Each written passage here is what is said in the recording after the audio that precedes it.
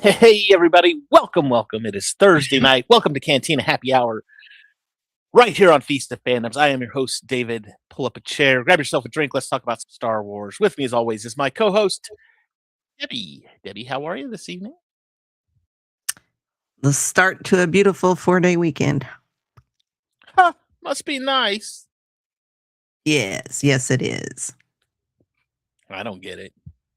In fact, usually I get off for the Friday before Easter because I'll burn I've got a floating holiday here and there, so I'll burn that as my floating holiday because usually the boys have off of school and usually the wife is working. Unfortunately, we had snow days this year, so guess what? The boys get to go to school tomorrow. Ha ha ha! Oh, Oh, and that's poor fine because then I don't have to things. burn my. I can burn my floating holiday elsewhere if I want to. Anyway, um, well, Andrew's not with us tonight. He is off doing family things, and I don't know where Cam is. I haven't heard from him. I hope he's all right. Cam, if you're out there and you forgot, it's okay. I get it. But Debbie and I are here. We're going to love to talk about you. Before we get started into this, because this is one of our favorite, mine and Debbie both our favorite arcs. But before we get started into this one, we had some interesting news pop up from, it was from StarWars.com, right? So this is like direct from the horse's mouth. So this is a legit piece of information. And it looks like Darth Maul, or not Darth Maul, Maul Shadow Lord, which begins Monday Next night, week. right? Next week, Monday? Tuesday night. Is it Tuesday? I thought it was Monday. No, I it's thought it was Tuesday night. oh, thank God. Because I was thinking, okay, well, we got MCU Mondays, and then we got to go watch Darth Maul right afterwards. But, it's Tuesday night, so now we've got to watch Maul and Daredevil all on the same day. Oh, shit. Are you sure it's Tuesday? I would have swore it was Monday. I thought it was Tuesday. Now I gotta Oh, look. no, it is Monday. Well, poopy doop. So we finish MCU Monday and we go right into. We're gonna finish MCU Monday on Monday night and go watch Maul because we're cool like that. But all of that aside, now that we've got that cleared up, Maul has already been greenlit for a season 2. Already, they hadn't even started yet, and they were already saying season 2. I swear, it was either Sam or there he is. Or Filoni that said this would be a multi-season series. Oh, okay. Because there's so many years between the end of Order 66 and when's the next time we see him? Rebels? Solo. Solo and then Rebels, yeah. So there's several years to cover. So I was not surprised. I'm not arguing with it. I'm good with it, honestly. Cam, how are you this evening, sir? Oh, I'm okay. It's been a busy week, but otherwise I'm okay. How are y'all? Good. Do you have a 4-day weekend this weekend too? No, unfortunately not. Oh. I'm the only one. Well, I don't. If it makes you feel better, I don't either. Oh well. Why a 4-day weekend? What's on Monday? Sunday's Easter. Oh, that's right. I keep forgetting. It's Easter Sunday. Well, I only get Friday off, but I got PTOs to kill, so just automatically take Monday off.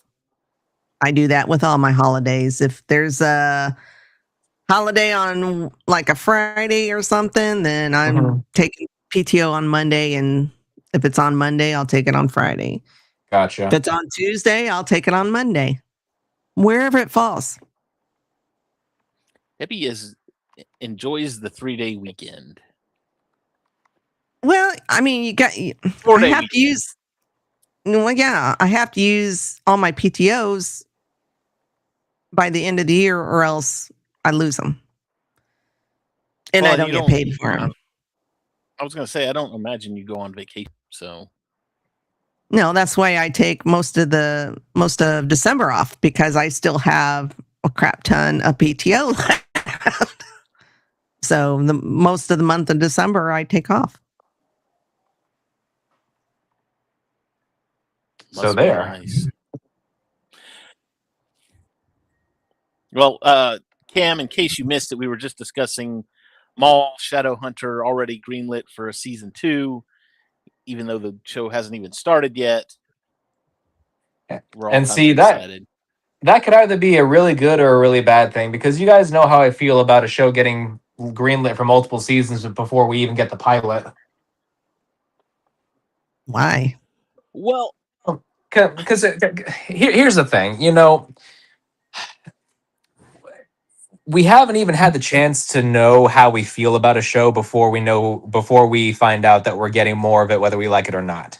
And it used to be, back in the day, where a show would have a pilot that would kind of determine audience engagement, and then based on that, it would determine whether or not it even gets the rest of that season.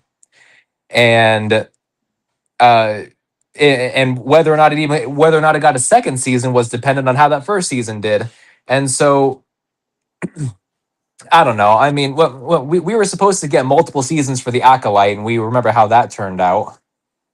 So now I did see a rumor on that they may be trying to bring Chimere in for his own show, which I would be fine with. yeah, for sure.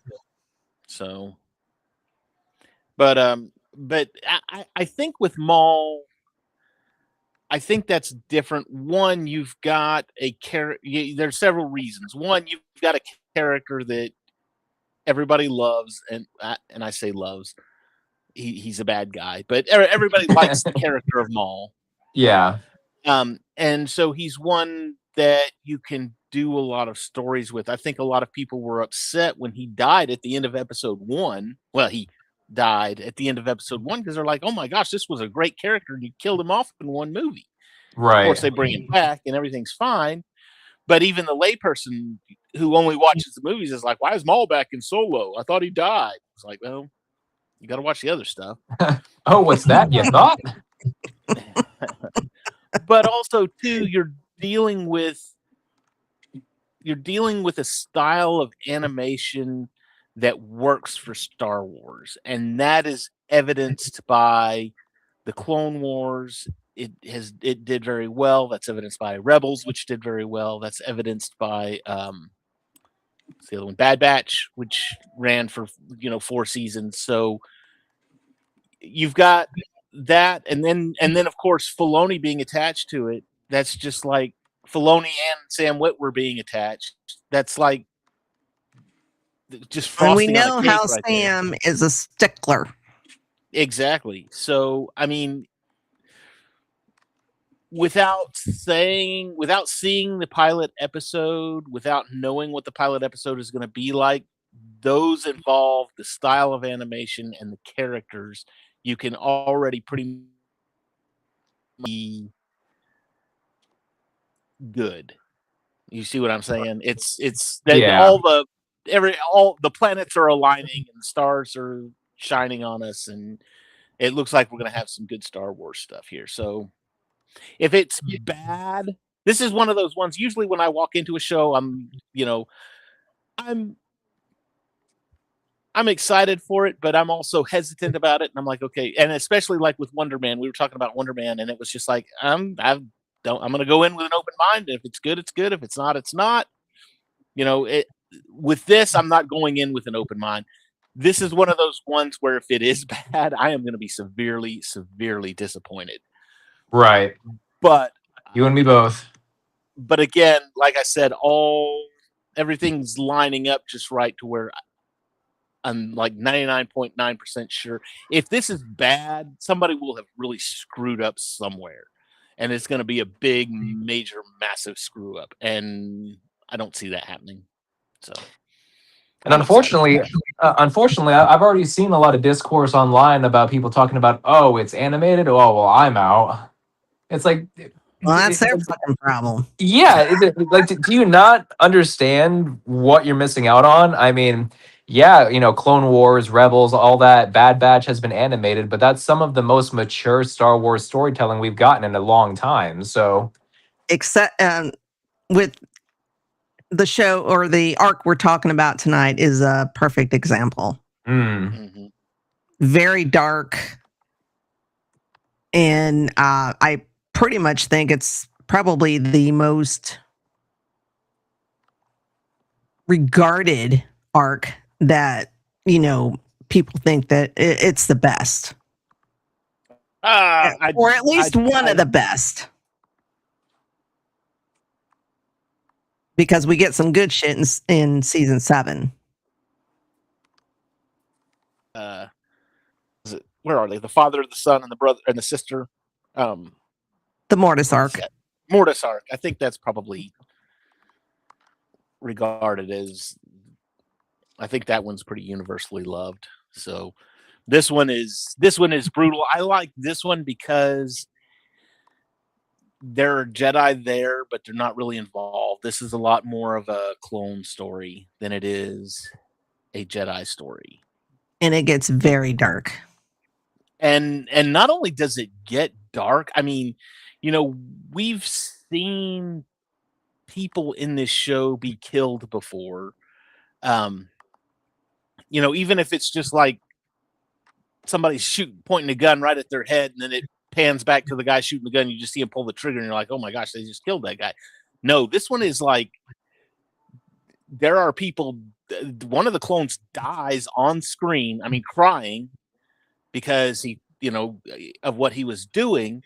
But even in that same battle, and this is the one where the 501st. This was in the fourth episode, where the 501st, they send them out and they say, oh, the Umbarans have stolen uniforms and blasters, and they're setting up for an ambush. So if you go out there, make sure that you shoot any clones that you see, because they're probably not clones.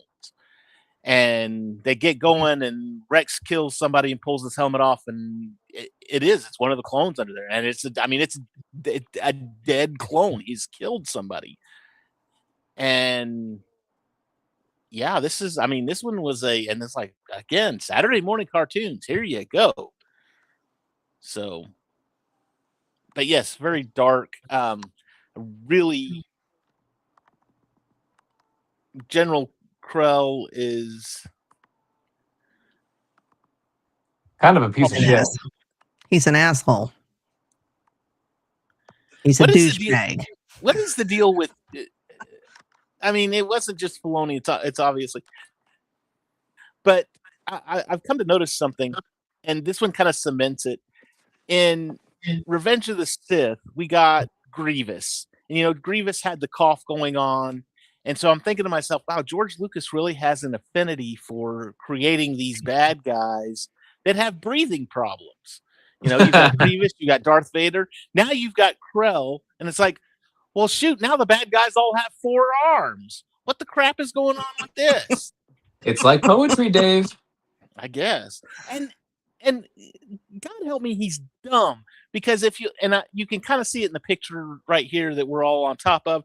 He's got his armor on his lower arms, and his upper arms are unshielded. I'm like, I would think that the upper arms, you would want those guarded more than the lower ones, because I don't know. Maybe I'm just crazy.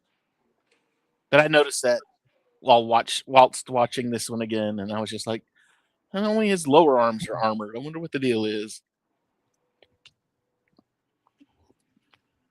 Maybe it's a stylish choice. Maybe. I don't know. Yeah, but again, it's one of these ones where you can see he's evil. Is this Clancy Brown too? Am I thinking right? I was meant to look that up. I want to say it was. I don't No? think so. Are you sure? Yeah, I think Debbie's right. I don't think that was Clancy Brown. Mm. Anyway, while I'm looking this up, but I mean, you can tell just coming off. I mean, he honestly, you looked at him just starting off initially when he's calling everybody by their CT number. You know, you've got Rex there, you've got Hardcase, you've got Jesse, all these guys at fives. You got all these clones that have given themselves names and or adopted monikers of some kind or another, and he can't even be bothered to say their names. It's like you looked at him initially and you're like, he's already treating them like they're less than human, or that they're less than real. And I think that really comes out. Pong is voiced by Dave Fennoy. Hope I'm pronouncing that right. Oh wow. Fennoy. Well, count me wrong. Who is he? He's familiar. Oh, that's why. He did one of the he did a voice from StarCraft 2. That would probably be why I recognize. But I think there's been other Jedi. I mean, not very many, but I think there's been other Jedi who refer to them by their numbers. So it's not exactly a telltale sign. It's not exactly. It's just, but it's the way that he uses it. You know, the way that he says their numbers. It's almost like a hint of disdain in his voice. Like, here we go with Grading these them. clones again. Yeah, He's superior. Well, of course, he said that so many times in this arc that they're just, dispensable and not worthy. He calls them names. it's actually kind of amusing too because he's calling them all these names and he keeps throwing. I mean, he's basically throwing them out as cannon fodder. But I'm looking at it going, okay, you're throwing all these guys out and you're taking a lot of casualties and everything, but eventually your troops are going to run out and you're not going to get resupplied. How exactly do you, if you're trying to take this capital and you run out of troops, how exactly are you going to take the capital with no troops? I don't think he really cared because why? He's working for Dooku. And if he loses his troops, well, he's just going to kind of like Grievous, he's going to retreat and run away and just say, well, the clones screwed up or they're inferior or blah, blah. Because I think he's I think Rex, or maybe it was Fives or Dogma, one of those guys, they were saying that he had the highest casualty rate of dead clones. And honestly, too, there was an episode of MASH where I love MASH. It's one of my favorite shows. I watch it at least once a year, or I binge it once a year. But there's one episode where there's this colonel that shows up to, he's there with his men. A bunch of his men have been injured, and he shows up, and basically he has the highest casualty count in Korea at the time. So in order to stop him, Hawkeye and BJ, they go in and they trick him into thinking he has appendicitis, and they go in and remove his appendix so that he will be off the battlefield for a few weeks while he heals up. And at least, at least there won't be as many casualties while he's gone, kind of thing, a minor fix to the problem at hand. So honestly, they kept bringing that up. Yeah. About he's got the highest casualty rate of any general. And I'm like, sounds familiar. I think I've heard that before. And he's also, which I was trying to think during watching this arc, he's the only one that I can remember, correct me if I'm wrong, where he's the only one who just sits back in the back and watches.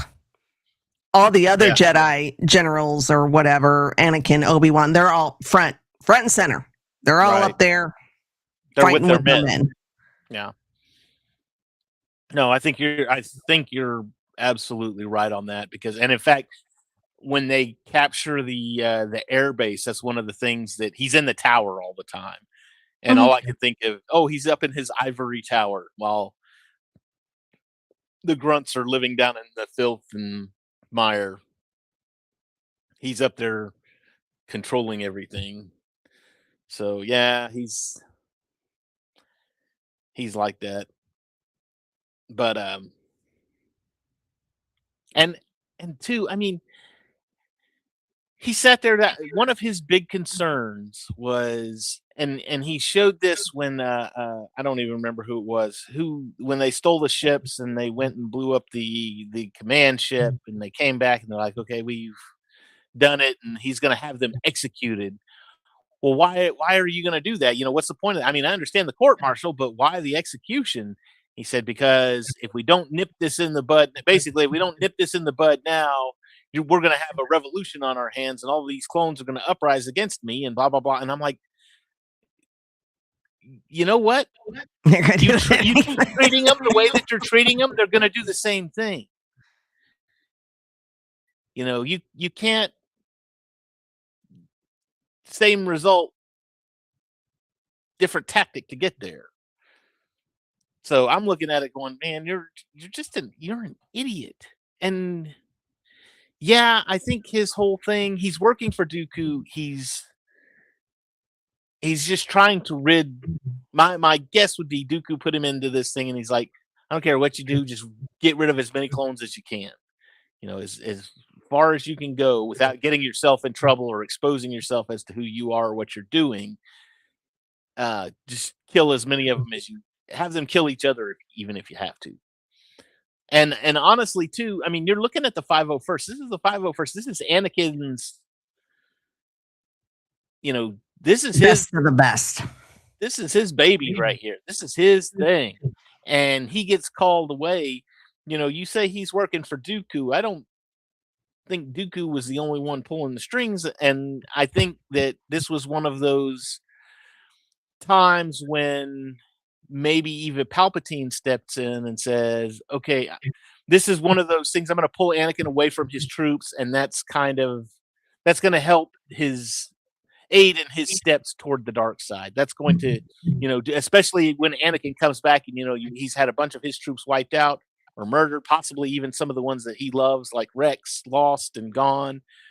And this is going to be something to help push him closer to the dark side than make it easier for his turn in Revenge of the Sith."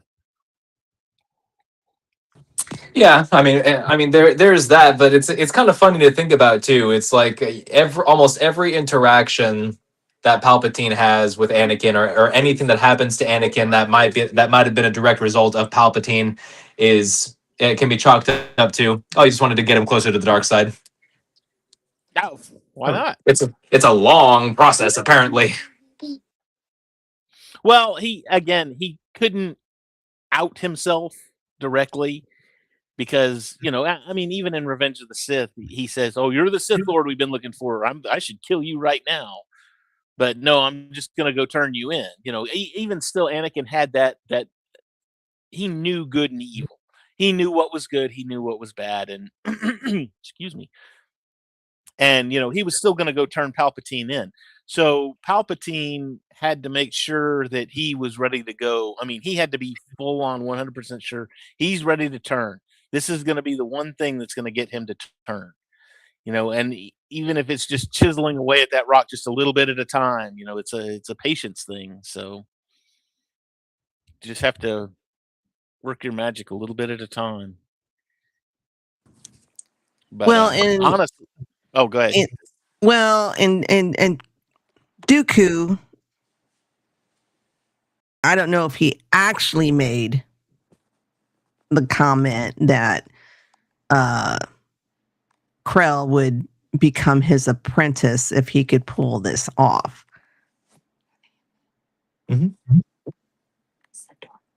Yes. Why? I don't, or if that's something Krell kind of thought, well, if I do this for Dooku, he's going to see me, how good I am, and he'll make me his apprentice. He may not have even wanted to be the apprentice. He may have very easily been more of the mind of, we're Jedi, we're not generals, we don't need to be doing this. It's a pointless war, blah, blah, blah, blah, blah. I mean, he may have taken it that far, and then he's like, okay, getting with Dooku was right. This is the means to an end kind of thing. So I need to side with him. I need to pair with him because he's got it right. We shouldn't have these clones, and we should be able to take care of this ourselves kind of thing.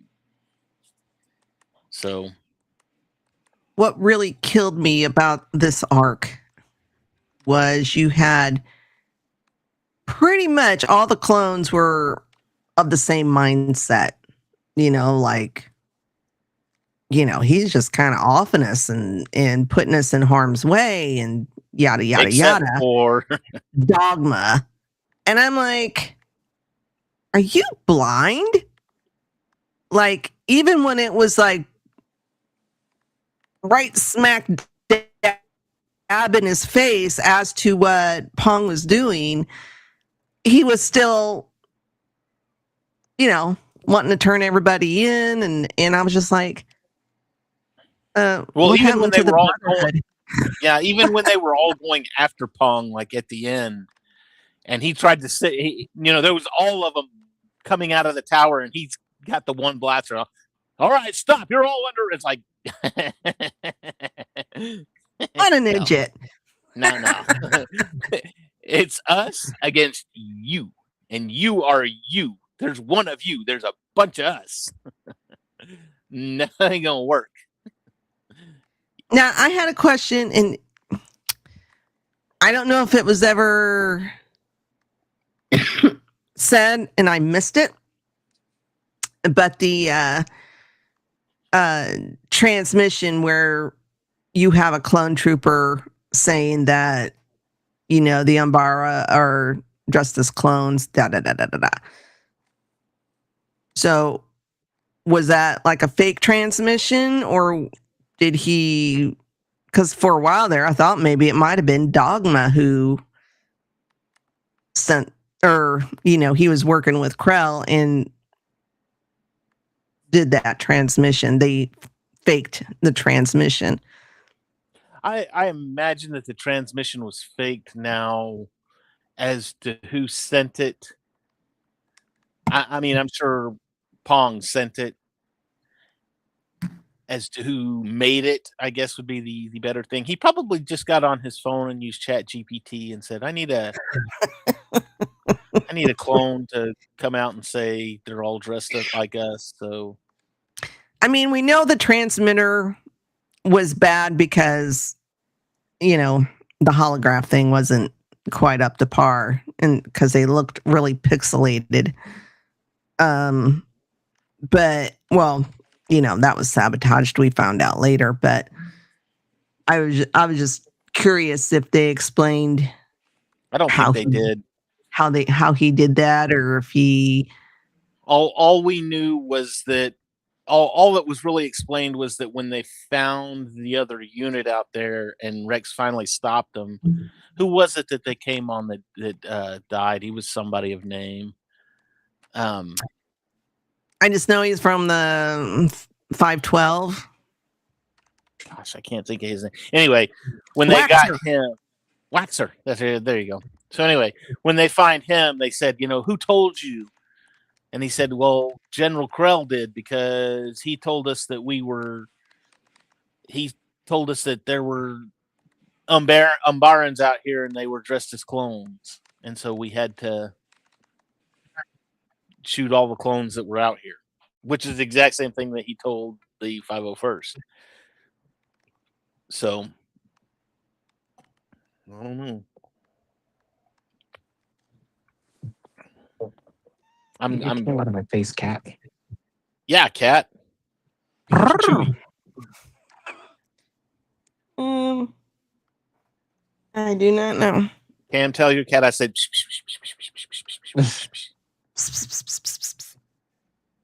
No, don't do that. You call it. Oh, I mean, honestly, this is the most not caring cat like you'll ever meet. Unless I call her name. Oh shit.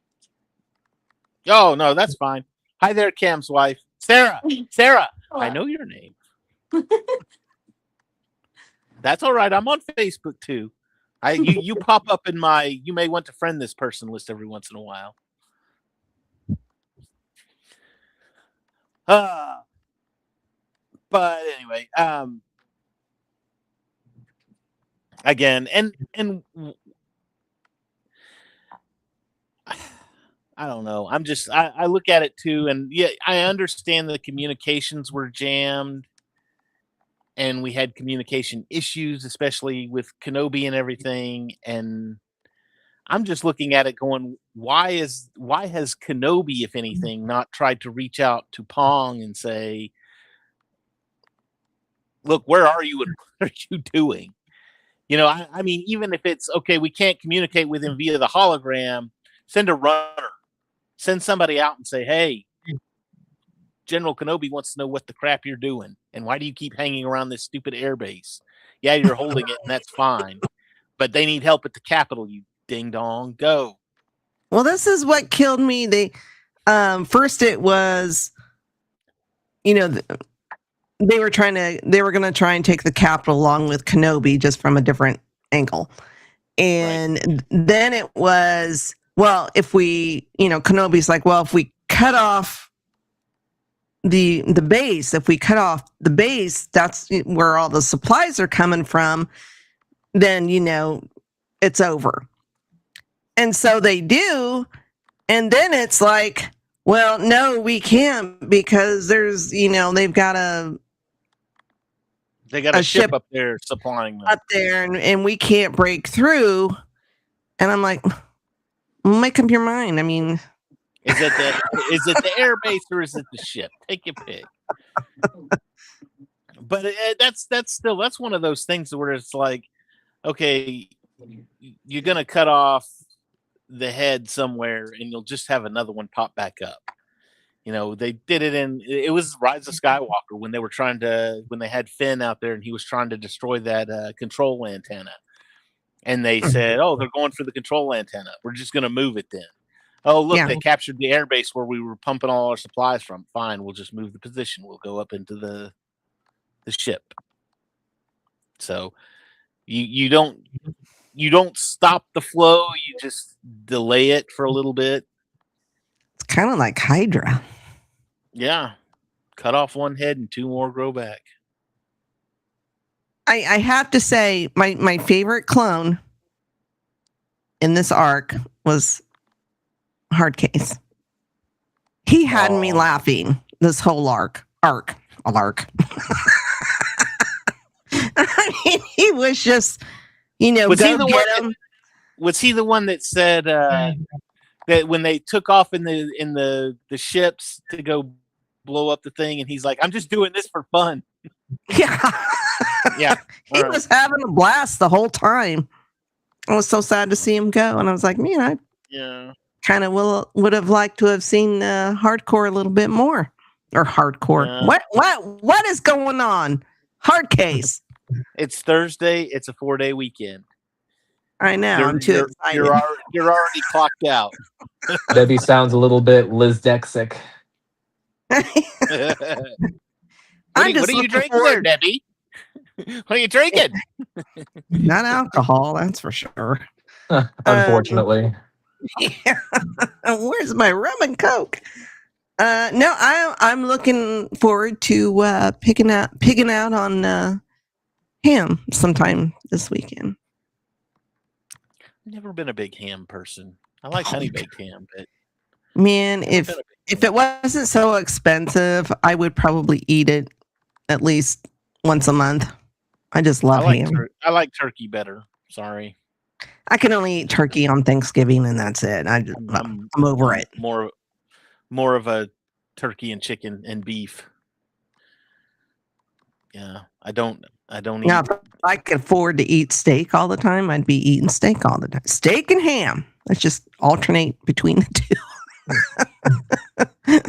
Pork You Well, know, you know what you chop. got to do, Debbie? You have to find Sam Witwer. You got to marry him, and then you'll have enough money to have steak every day. There you go. Yeah. Well, Yeah, well, yeah, well, see, I would be a cougar then because I think he's what, in his 40s? Late 40s, I think. Yeah. I don't that's not know. too bad. Maybe not. I think he's married though. I think somebody beat you to the punch. Ah, Is he shut. married? I don't think he is. Now I'm curious. Are you, Debbie? Are you? Hey, Hi, Daffy. Steph. How are you?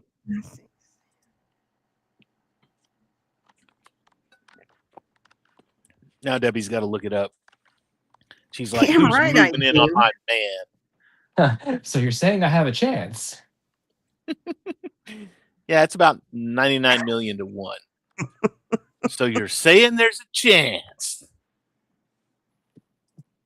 Yeah, we're trying to get your mom married off to Sam Witwer. No luck so far, but we're hopeful. Sam, we know you're watching, so you can come on the show. Maybe we can do like a little speed dating thing on the show. See where it goes. It says he is currently single. Oh, well, there you go. Look at you. Although he seems to be a pretty private guy, so even if he was dating, I don't think he would make it public. I was going to say, I think I felt Debbie's diastolic rise a little bit there.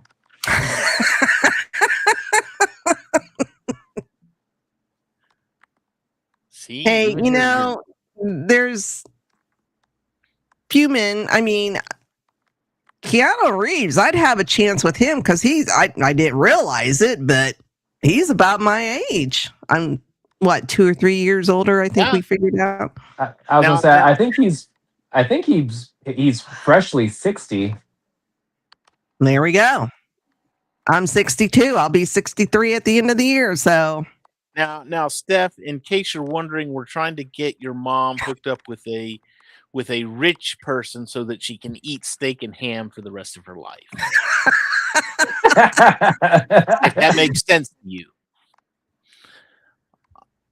she knows I love And- steak and ham. So And when she gets old enough and you have to put her in a home, make sure that they serve steak and ham at the retirement center that you put her in. oh no, kids know I refuse to go to a nursing home. Okay. Somebody's Okay, well then gonna have to take care of me. I was gonna say when Or- she moves in with you, Steph, then you have to make her steak and ham all the time. How about that? Is that better?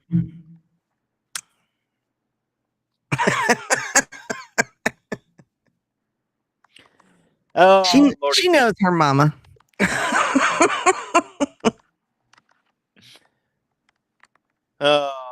We have fun. It's a lot of fun. Anyway, I think too, and I was watching this arc, and yes, I agree with you. This was a dark arc, and honestly, I think a lot of it had to do with the fact that it was dark like all the time. Like there was, like I mean, like literally, it was dark all the time. There was no It was sun very hard to find pictures that were light enough to see. to try and make a thumbnail. And I finally gave up. I was just like, I'm just.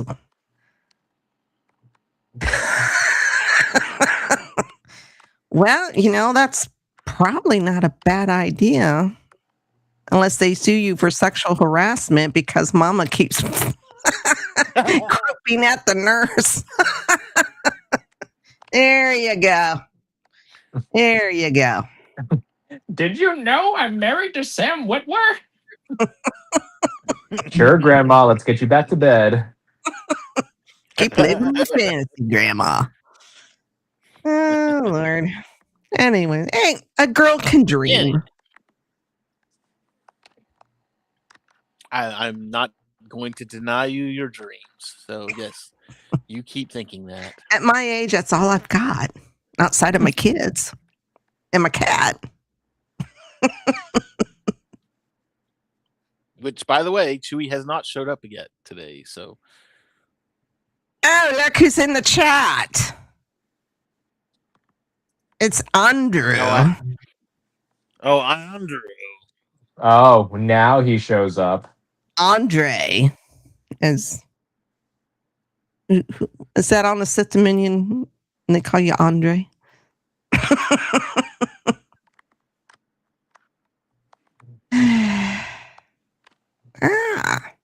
Oh, well, there you go. I hope I'm not even sure how to pronounce it. Monday? I have no idea. Monday services were good. I that was the first I'd heard of them. So I've never heard of it either. Anyway, anything else in this arc other than the fact that Pong Krell is evil? I was a little surprised that the clones decided that he had to be killed. Well, he had killed off a lot of them, so why not? Makes Well, sense. I mean, they're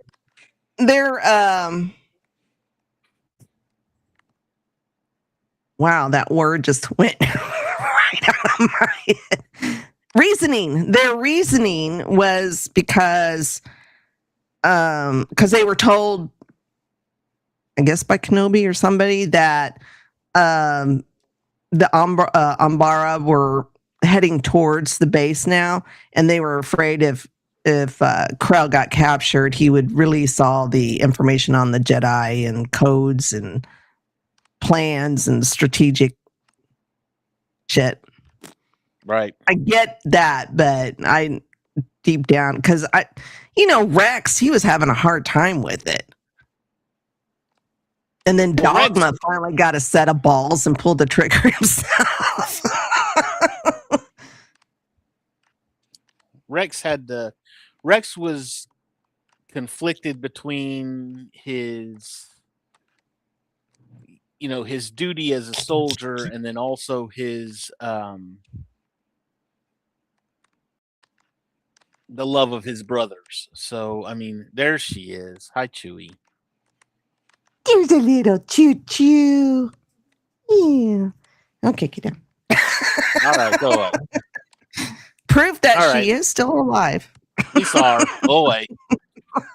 No, now she'll jump up and wave her butt in front of the camera. Probably. No, she already disappeared. Oh.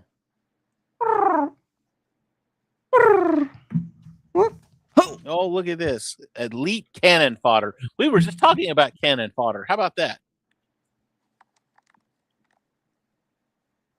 Would have made the choice harder for Rex. Yeah. But either that, you mean turning his back? Yeah. But Rex didn't shoot him though. Yeah. It was the one that you the least likely one that you would think. It's always the least likely one. Now you can't tell me. I don't know who the trooper was standing next to him, if it was Tup or somebody else, that he didn't feel his gun coming out of that holster. Come on. Maybe he did, and that's why he kept his mouth shut. Maybe. Well, he acted like he was surprised because he's like, oh. Oh, was that or me? Maybe that was for show. I don't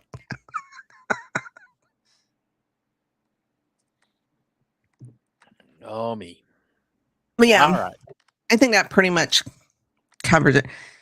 Really, really, really great arc. Amazing. One of my favorites.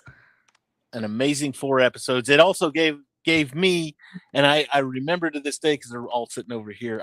There were three sets that came out of this, 3 Lego sets that came out of this arc. One of them was a little 501st ATRT. There was a Z95 Headhunter with a 501st pilot and a Pong Krell minifigure, and then actually the cannon's not over there. The cannon, one of the Umbara, the cannons, the big tank things. They had some weird ass weapons, didn't they? Yeah. It's weird. So Cannon Fodder says Krell should have stayed loyal to the Republic, just incompetent. Dogma pulled 5s. Sidearm. I'm sorry, they all look alike. And I don't mean that as being racist. They literally all look alike. What do you mean, you clones? No, literally, they all look alike. Well, I guess 5s has the...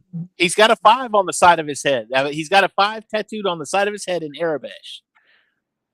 Because he's 5. Well, I guess I wasn't looking at who was standing next to him. There's a bunch of them, too, that have different haircuts.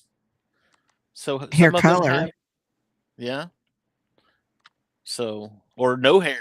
I think Rex shaves his head. Yeah, he's got a little bit of blonde peach fuzz.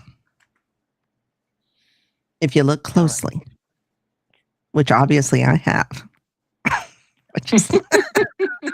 Now she's in love with a frigging cartoon. Oh, unbelievable. Now it's getting weird. It's getting weird. All right, fine. Shameless plugs. What do we got tonight there, Debbie? It's Thursday. It's Thursday. Saturday, Geek Gauntlet. Sunday, we'll have a new episode of the mini series Battlestar Galactica. Monday, we will be back with our review of the season episodes 2 and 3. 2 and 3 of Daredevil, which Wait a minute. I'm sorry. Right? Yes. Yeah, that's right. I'm sorry, but if these were supposed to be the week episodes, that's why they said they put 2 and 3 together. And I'm like, who thought they were weak? Because I thought they were kind of fire myself.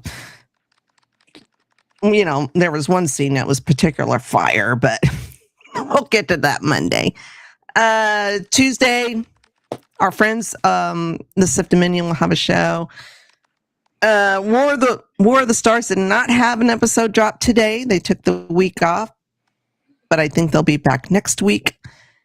And then we'll be back for the first episode of Maul Shadow Lord that I am very much looking forward to.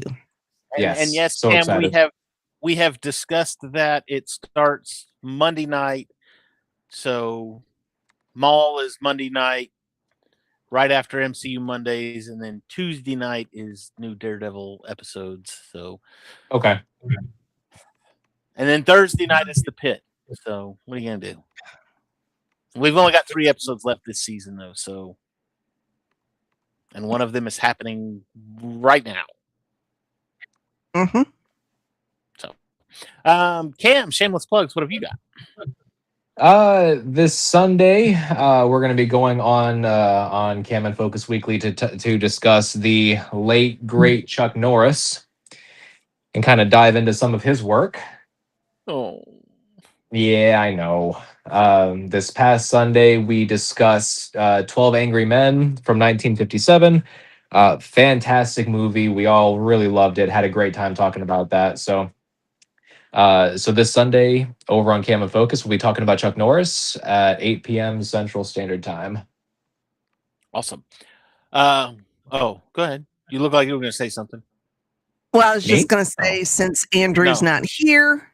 Oh, I was going to plug Andrew, but yeah, go ahead. Well, then go ahead. I didn't know if you would remember or not. Saturday night, I think, is when they drop Dingus Den. Andrew will be on the Dingus Den. Now I can't talk. I'm not the only one with mouth problems.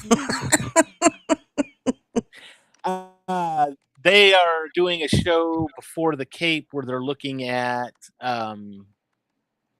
Smallville. I think they're in the middle of season 2 somewhere. I don't know Mhm. which episodes that they're doing, but they're in season 2 of Smallville. So go check out Andrew and Dingus Den over there on his channel. Um, other than that, I don't think I think that's it. I think that's it. I think we're good. Well, that's going to be it for us tonight then. We will see all of you next Thursday night right here in the Cantina Happy Hour. We'll be discussing Maul. Don't forget, Maul starts on Monday night. We are excited about that. So, And thank y'all you all to have everybody in the chat too. yes, Thanks a lot for of great chat today. Awesome. Love it. Have a wonderful, wonderful weekend.